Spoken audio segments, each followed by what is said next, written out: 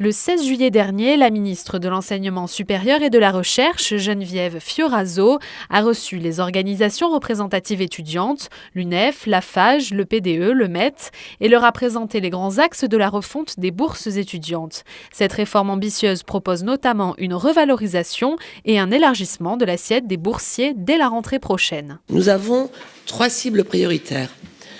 La première cible, c'est les étudiants qui connaissent les plus grandes difficultés, c'est-à-dire ceux dont les parents ont des revenus proches des minima sociaux.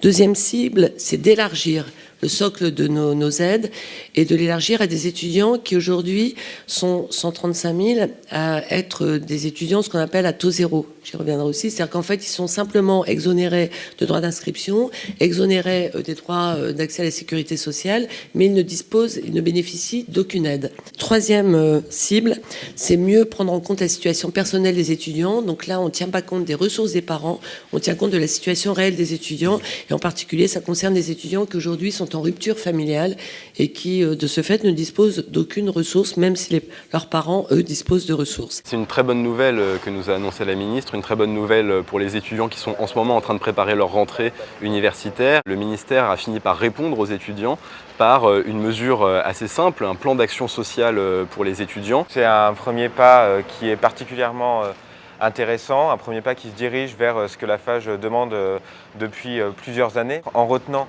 un grand nombre de nos demandes, qui étaient par exemple la création d'un échelon entre l'échelon 0 et l'échelon 1. C'est une volonté d'aider les classes moyennes inférieures et donc de permettre à ces étudiants-là aussi de vivre dans des conditions décentes. Cette réforme poursuit ainsi un double objectif, améliorer les conditions de vie des étudiants contraints de travailler à côté de leurs études et aider un plus grand nombre d'entre eux à construire leur parcours universitaire de manière autonome. Dès 2013, nous investissons, parce que c'est un investissement de la nation, nous investissons près de 120 millions d'euros pour ces mesures et ce budget sera quasiment doublé à la rentrée 2014. C'est un système d'accompagnement des étudiants qui veulent mener leurs études dans des conditions qui leur permettent de réussir. Au total, ce sont ainsi 92 000 étudiants, soit plus d'un boursier sur 7, qui bénéficieront de cette réforme dès septembre 2013.